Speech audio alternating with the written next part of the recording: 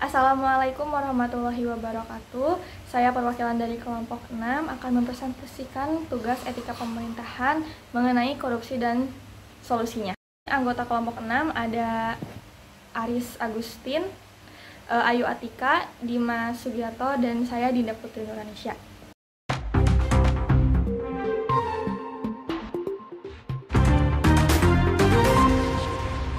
Mantan Menteri Komunikasi dan Informatika Johnny G. Plate dan kawan-kawan didakwa korupsi proyek pembangunan base transceiver station. Perbuatan Johnny dan kawan-kawan ini membuat kerugian negara senilai 8 triliun rupiah. Jaksa juga mengungkap akal-akalan Plate dan kawan-kawan dalam proyek pembangunan BTS itu.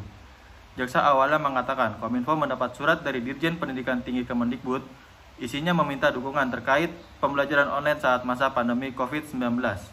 Surat permintaan itu kemudian dijadikan Plate sebagai dasar untuk mempercepat pembangunan BTS 4G yang sudah dibicarakannya sejak awal tahun 2020. Walaupun dalam RPJMN tidak diakomodir, permintaan itu membuat Johnny memerintahkan jajarannya di Kominfo untuk menindaklanjuti permintaan Kemendikbud, yakni melakukan percepatan transformasi digital. Bagaimana hubungan kasus Johnny G. Plate dengan etika pemerintahan? Selanjutnya akan dibahas oleh kelompok kami. Sebelumnya, saya akan menjelaskan definisi etika pemerintahan. Etika pemerintahan merupakan ajaran untuk berperilaku baik dan benar sesuai dengan nilai-nilai keutamaan yang berhubungan dengan hakikat manusia. Etika pemerintahan mengacu pada kode etik profesional khusus bagi mereka yang bekerja dan untuk pemerintahan, menurut Sumardi tahun 2010. Etika pemerintahan mencakup isu-isu kejujuran dan transparansi dalam pemerintahan yang pada akhirnya akan berurusan dengan hal-hal seperti penyuapan, korupsi, dan yang lainnya. Etika dan moral sangat penting dalam pemerintahan. Dalam hal ini, dengan adanya etika dalam pemerintahan, maka pemerintahan akan berjalan dengan lebih baik dan dapat meningkatkan kesadaran moral yang tinggi pada para politisi pemerintah dalam mengemban tugas dan tanggung jawab sehingga kejujuran, kebenaran, dan keadilan dapat diwujudkan. Ya, selanjutnya saya akan menjelaskan hubungannya dengan etika pemerintahan. Hubungan etika pemerintahan dengan kasus tersebut sangat berkaitan erat.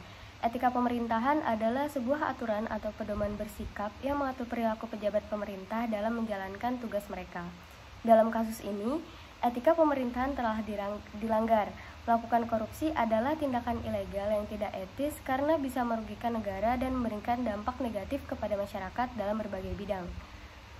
Pelaku korupsi telah melanggar prinsip etika seperti integritas, kejujuran, transparansi, dan akuntabilitas. Terjadinya kasus tindak korupsi ini dilandasi oleh adanya kesempatan, ketidakjujuran, dan penyalahgunaan wewenang untuk kepentingan atau keuntungan pribadi maupun kepentingan kelompok-kelompoknya masing-masing. Artinya, pejabat tersebut tidak bisa menerapkan etika pemerintahan, kode etik, serta menjalankan fungsi dan tugasnya sebagai pelayan dan pengabdi masyarakat dengan baik dan secara optimal. Maraknya kasus korupsi yang terjadi akhir ini menimbulkan banyak kontradiksi yang berada di tengah masyarakat. Kasus korupsi BTS yang dilakukan oleh mantan Menkominfo Johnny G. Plate yang merugikan negara sebesar 8 triliun lebih. Oleh karena itu, solusi yang saya berikan berkaitan dengan pencegahan tindak pidana korupsi yang berkaitan juga dengan etika pemerintahan dalam mencegah korupsi. Yang pertama, penegakan hukum yang masif. Penegakan hukum yang masif dapat terlaksana apabila antara Dewan Perwakilan Rakyat dengan pemerintah mampu berkolaborasi dalam mengusulkan undang-undang yang memperkuat hukum bagi menjerat pelaku tindak pidana korupsi. Kedua, penguatan KPK. Komisi Pemberantasan Korupsi merupakan badan independen yang bertugas untuk melakukan operasi tangkap tangan terhadap pelaku tindak pidana korupsi. Ketika KPK diperkuat dengan unsur-unsur terkait, maka tugas KPK akan sangat penting dalam memberantas korupsi di Indonesia. Ketiga, pengawasan di tiap lembaga pemerintahan. Pengawasan di tiap lembaga harus dilakukan secara menyeluruh guna meminimalisir tindakan yang mengarah ke tindak pidana korupsi. Dan juga pengawasan secara ketat harus dilakukan agar terciptanya suasana lingkungan lembaga yang bersih dari tindakan korupsi. 4. Revolusi mental. Revolusi mental harus dilakukan di Indonesia mengingat kasus korupsi di Indonesia sudah sangat mengkhawatirkan. Sasaran dari program revolusi mental ini berkaitan dengan generasi muda sebagai calon pemegang kekuasaan selanjutnya, yang dimana harus dilatih sedini mungkin agar tidak melakukan tindak pidana korupsi dan yang lainnya yang dapat merugikan negara. Sekian dari kelompok 6. Terima kasih. Wassalamualaikum warahmatullahi wabarakatuh.